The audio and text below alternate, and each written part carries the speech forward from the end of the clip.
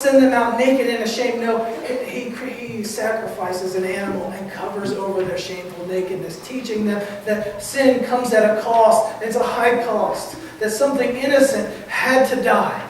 And then we get this picture of the atonement. And then we see the provision for sin. Or we see the proof of the grace of God. As the story goes on, and Adam and Eve have sons. And we heard the story the last time that I preached about Cain killing his brother Abel. And Cain, as he's receiving the judgment of God, he's like, I can't handle this. This is too much for me. People are going to look for me and try to kill me. And God says, no, I'm going to put my mark of grace upon you. We see proof of God's grace. If there's ever anyone who didn't deserve the grace of God, it was Cain, and God gave it to him. But in this picture, in Genesis 5, we see a pattern. Pattern of grace. And what pattern are you talking about? Well, it goes back to Genesis chapter 4. Cain received the mark of grace upon him. And then after this, we get this genealogy, shorter than Genesis 5, but a genealogy nonetheless. And in that, if we're enough diligent students, what we find, or what we miss, is that within the names of Cain's children, this guy who rebelled against God and killed his brother, we find the name of God amongst his children. Something supernatural happened in the heart and mind of Cain. We see a pattern of God beginning to work. And in Genesis chapter 5, we see this pattern continue. See, what we do when we dive in to the book of Genesis, what we see is just a series of names. And the problem is that everything that we read was translated from the Hebrew to the English. So we read Adam, Seth, Enoch, Canaan, Mahalalel, Jared, Enoch, and so on. But the problem is that those names weren't translated like everything else. They were transliterated. In Hebrew, every word has meaning. Every word has meaning. So it's not like in the United States of America, you name your kid Bentley because you think it sounds cool. Or you name your kid Caleb because you think it sounds cool. Now, every name had a meaning. And it's up to us to dive into what those meanings are. If you can go back a slide, I'll show you what those meanings were. Adam means man. The Bible tells us that. Seth, the Bible also tells us it means appointed. That comes from Eve's mouth. Enosh, mortal. Kenan, sorrow. How would you like to be that kid?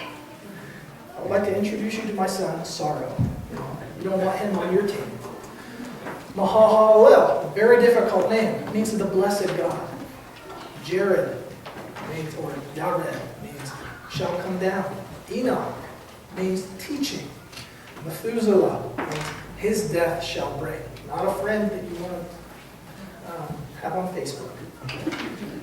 Lamech, despairing. And Noah, comfort and rest. And you might say, so what? Who cares? Now that I know what Lamech means. But put them together in a sentence. Man is appointed, mortal sorrow.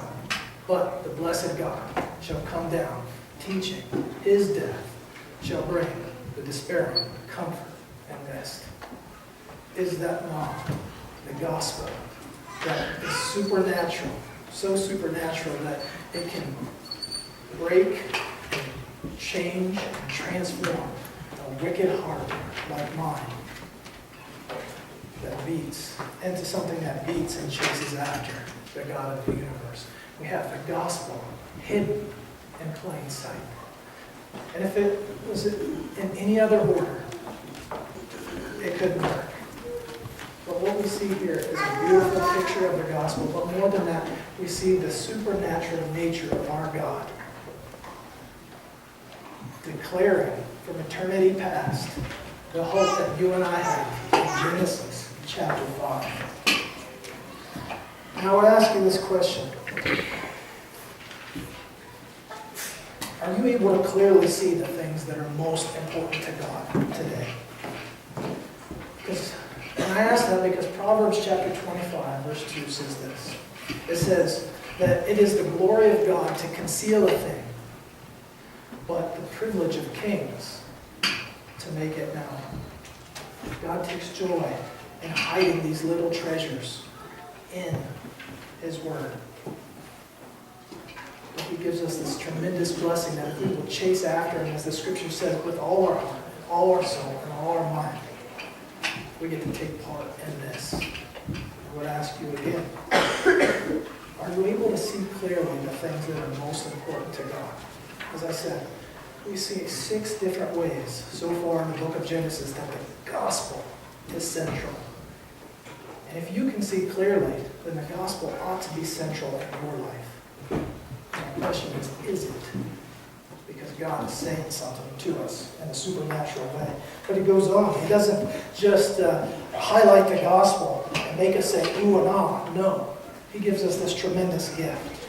And the gift is actually the 6th way that the gospel is revealed, and that's through prophecy. And it's a specific prophecy. It's a prophecy that we glean from this young man right here, Methuselah. His death shall bring. It's a prophecy of mercy. Is that whether you know it or not, and whether it's ever been taught to you, which it probably hasn't, Methuselah, his name and his life are a prophecy. But they're a prophecy of mercy. Look at Methuselah. If I asked you right now, what's the one thing that you know about Methuselah? What you would likely say is, he's the oldest man in the Bible. True. But the greater question is, why? Why would God name this kid, his death shall bring, and then give him the longest lifespan of any person who has ever walked the planet?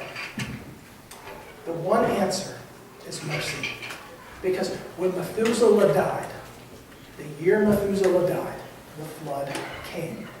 That's why I put this picture up here so you can see the genealogy.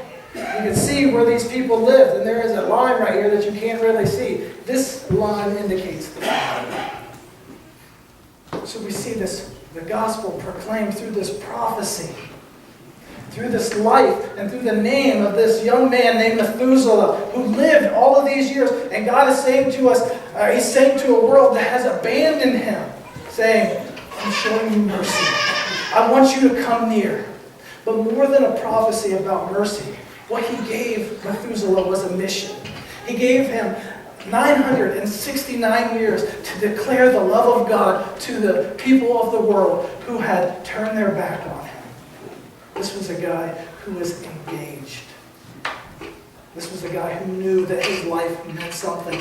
Not just in the grand scheme of things. Yes, I'm important. I'm a snowflake. I'm different than everybody else. No, not like that. He knew that every moment of his life was important because the day that he took his last breath, God was about to act in a supernatural way. And it meant life or death for those who would hear His message. And it gets me to, and as I begin to dive into the supernatural nature of His message, I got to thinking about the call that God placed on my life 12 years ago. He was very clear. He told me 4 things. And here they are. Number 1, tell the truth. Now I understand that to be to preach this book. This is God's revelation. Even when the verses are hard, even when it's uncomfortable and you know that nobody in front of you wants to hear what's said. Nobody likes to talk about sin.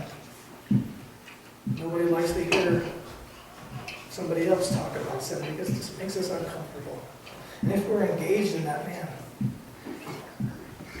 we don't want people talking about those things. God has called me to preach the truth. Not just about sin, but about His love and affection for you. Number 2, God called me to prepare His church. Highlight how important it is to walk with Him daily. And show them how to do that. Not just by sharing these words and what they mean, but living it out to the best of my ability in front of you. Trying to be an example. Number 3, take care of His lambs. Wolves will come. And they will try to scatter the flock. Whether it's with false doctrine, whether it's with impure motives, whether it's to drag others away into engaging into the loves of this world, whatever it is. Take care of my sheep. 4th, and final, the one that shockingly Christians, when I share this one, I see this look of terror in their eye, and I really should tell them I'm coming. Jesus Christ is going to return. Do I know when? No. I'm not a date setter. The Bible says, no man knows the day or the hour, including me. But he told me to proclaim that he is coming.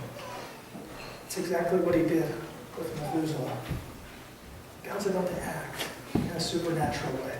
Do you understand that our Bible, the one that you hold in your hand, or the one that's sitting next to you, or the one that's sitting at home on your coffee table, there's more written about the times in which we live in it than the times that Jesus walked the shores of Galilee and climbed the mountains of Judea. God is shouting to this generation, I'm coming.